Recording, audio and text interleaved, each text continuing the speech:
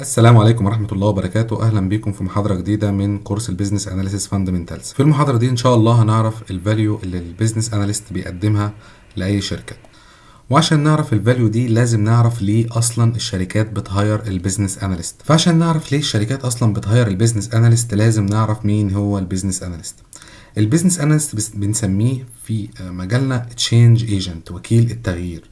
ببساطة كده هو اللي بيساعد الشركة إنها تنفذ التشينج بشكل منظم ومدروس. والتشينج ده مش لازم يكون جذري، ممكن يكون تعديل بسيط او تحسين في نظام موجود عند الشركة حاليا، زي ان الشركة تطور منتجات جديدة developing new products، او تعمل improving للبروسيس اللي موجودة دلوقتي، او تعمل لانش لنيو سيرفيسز جديدة، خدمة جديدة، عاوزة تطلق خدمة جديدة عندها.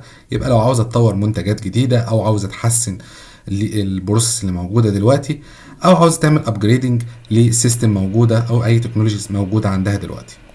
يبقى عرفنا مين هو البيزنس اناليست. والبيزنس اناليست زي ما قلت هو اللي تشينج ايجنت، هو وكيل التغيير.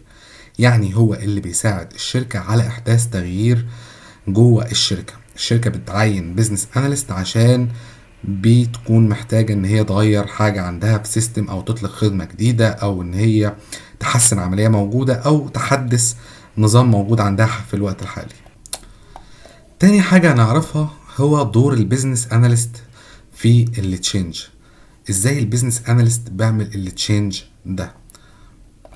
لما الشركة تاخد قرار تعمل تشينج مش لازم تتحرك بشكل عشوائي او بشكل راندم، لازم يكون في كلير بلان، خطة واضحة الشركة دي تمشي عليها.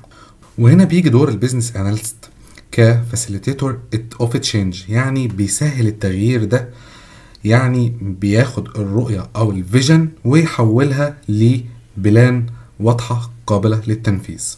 مثال، لو عند البيزنس اكزيكتيف عنده فيجن واضحة مش عارف يبدأ منين او يتحرك ازاي، البيزنس اناليست هو اللي بيقود معاه التغيير ده، وهو اللي بيمشي معاه خطوة بخطوة لحد ما الفيجن بتاعته تتحول لواقع. رقم 3 الكور اكتيفيتيز للبيزنس اناليست. خطوات شغل البيزنس اناليست بتمشي ازاي؟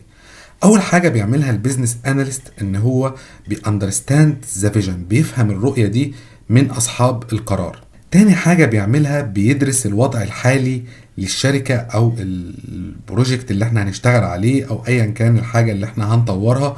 يبقى بيدرس الكرنت ستيت، الوضع الحالي للحاجة اللي موجودة دلوقتي، سواء كانت بروجكت او بنطلق منتج جديد في شركة، ايا كان. بعد كده بيعمل كوندكت جاب اناليسيس، بيحلل الفجوة بين الحالي المستقبلي اللي احنا عاوزين نوصل له. بعد كده بيعمل ترانزيشن بلان، ويحط خطة التحول من الوضع الحالي للوضع المستقبلي بعد ما عمل الجاب اناليسيس بتاعه، او عرف المشكلة فين او الفجوة فين بالظبط. طيب، وعشان نعرف ان ازاي البيزنس اناليست بيعمل التغيير او بيحدث التغيير من الكرنت ستيت للفيوتشر ستيت عن طريق انه يحلل جاب اناليسيس، هنتكلم عن الجاب اناليسيس ونوضح ايه هو الجاب اناليسيس ده. الجاب اناليسيس باختصار هو المنطقة اللي موجودة بين الكرنت ستيت اناليسيس، الوضع الحالي، والفيوتشر ستيت اللي احنا عاوزين نوصل لها. لما يجي يعمل اناليسيز للكرنت ستيت بيسأل اسئلة مهمة، يعني زي مثلا احنا فين دلوقتي، ايه البروسيس اللي احنا بنستخدمها، ايه السيستمز اللي احنا بنستخدمها، ايه اللي شغال كويس، ايه المشاكل اللي بتواجهنا دلوقتي في شغلنا. بعد كده بيبقى عاوز يعرف الفيوتشر ستيت اللي احنا نوصل لها، يعرف الجولز، الكابابيلتيز، القدرة بتاعتنا، والكي بي ايز اللي هي مؤشرات الاداء بتاعتنا، او احنا عاوزين نوصل لفين بالظبط. الغرض من الكورس بتاعنا ده مش ان احنا هنشرح كلام نظري بس، او كلام ان انت محتاج ان انت تحفظه او تذاكره كويس. لا، احنا هنشرح كمان امثلة عملية، وهسيب لكم ان شاء الله مع كل درس وثيقة PDF مع الدرس تحملها، هيكون فيها شرح كامل لكل محاضرة احنا بندرسها.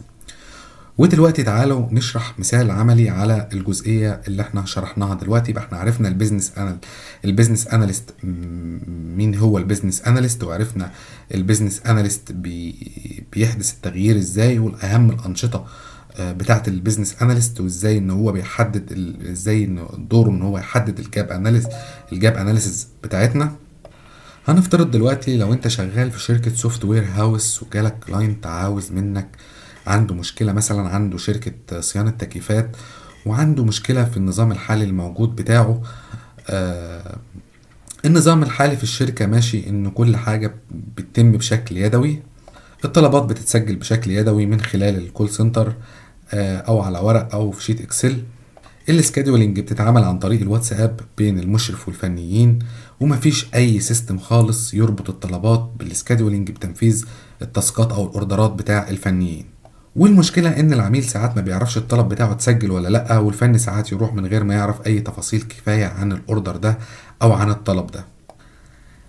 الكلام اللي انا وضحته ده اسمه الكرنت ستيت، الوضع الحالي. الوضع الحالي ان الطلبات، ان الشركة دي جات لي عاوزة تعمل موبايل ابليكيشن ل هي شركة صيانة تكييفات، عاوز تعمل موبايل ابليكيشن يدير العملية بين العميل، يدير الاوردرات بين العميل وبين الفنيين وبين الناس المشرفين اللي موجودين في الشركة. نتكلم بقى عن الفيوتشر ستيت. الإدارة هنا قررت إنها تطور شكل الخدمة وتخلي كل العمليات ماشية من خلال نظام إلكتروني موحد أو موبايل أبليكيشن يدير العمليات دي كلها بسهولة، وإن هي تعمل سيستم يربط كل الأطراف سواء كان الكلاينت أو الفني أو الكول سنتر أو الإدارة ببعضها، بحيث كل فني يستلم شغله من خلال الموبايل آب، والإدارة تتابع الشغل ده لحظة بلحظة عن طريق لايف داشبورد، والعميل يوصله إشعار بكل خطوة من أول الحجز لحد ما الفني يخلص المهمة بتاعته. بيجي هنا دور البيزنس اناليست، هو انه يقود التغيير او يقود عملية التغيير من اولها لاخرها، ويشتغل على مرحلة الجاب اناليسيز عشان يعرف يجاوب على سؤال واحد: ايه الفرق بين الوضع دلوقتي والوضع اللي احنا عاوزين نوصله. فبتكون الخطوات اللي بيقوم بيها البيزنس اناليست كالتالي: اول حاجة بيعملها، بيعمل ريفيو ذا كارنت بروسيس، بيراجع الكرنت البروسيس اللي ماشيه دلوقتي، الخطوات او العمليات اللي الشركه دي بتقوم بيها في الوقت الحالي.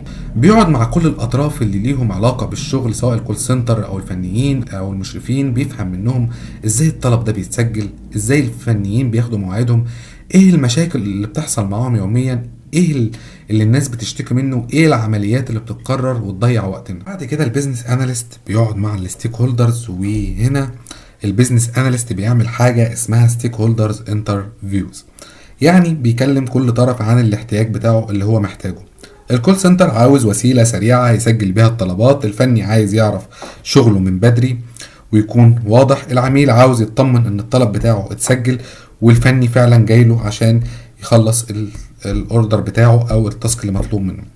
الاداره عايزه تشوف تقارير لحظيه وتشوف الشغل ماشي ازاي والاوردرات دي اتنفذت ولا لا. بعد كده البيزنس اناليست بيعمل ايدنتيفاي للنيدز او البيزنس نيدز. بعد ما البيزنس اناليست يجمع كل الريكويرمنتس يبدا يترجمها لاحتياجات واضحه بنسميها بيزنس نيدز، زي ان الشركه محتاجه موبايل اب للفنيين عشان يعرفوا المواعيد بتاعتهم وتفاصيل الاوردرات بتاعتهم واي ملاحظات حابين يسجلوها. تاني حاجة المشرفين هيكونوا محتاجين جوب سكادولينج سيستم عشان الجدولة تبقى اوتوماتيك بناء على التخصص والمكان والوقت. الإدارة هتكون محتاجة لايف داشبورد عشان تتابع الشغل لحظة بلحظة وتشوف مؤشرات الأداء الكي بي ايز. العملاء محتاجين كاستمر نوتيفيكيشن سيستم علشان العميل يعرف امتى الفني جايله ويفيد بتقييم بعد انتهاء الخدمة. كل ده بيتوثق بشكل احترافي في حاجة اسمها جاب اناليسيس دوكيومنت، واللي فيها بيكون مقارنة دقيقة بين الكرنت ستيت والفيوتشر ستيت. والجاب اناليسيس دوكيومنت تكون جزء من وثيقة البيزنس ريكويرمنتس دوكيومنت اللي هي وثيقة متطلبات الأعمال. طبعا مش مطلوب منك دلوقتي غير انك تعرف بس المسميات، لكن الوثائق والتفاصيل دي كلها هنشرحها بالتفصيل الممل في الكورس ده ان شاء الله. بعد ما البيزنس اناليست بيعمل الخطوات اللي احنا قلنا عليها دي كلها، النتيجة بتكون ان الشركة بقت عندها فول بيكتشر، صورة كاملة ايه اللي عندها دلوقتي وايه اللي ناقص وازاي نوصل للرؤية اللي الإدارة شايفاها. وده بيكون باختصار دور البيزنس اناليست. يعني البيزنس اناليست بس مش دور ان هو يكتب ريكويرمنتس، لا، البيزنس اناليست موجود عشان يحدث التغيير داخل الشركات. فهو شخص بيفهم الفيجن، بيحلل الواقع، بيربط كل الاطراف ويبني بلان نقدر ان هي نحققها أو تكون قابلة للتحقيق. وأشوفكم المحاضرة الجاية على خير بإذن الله.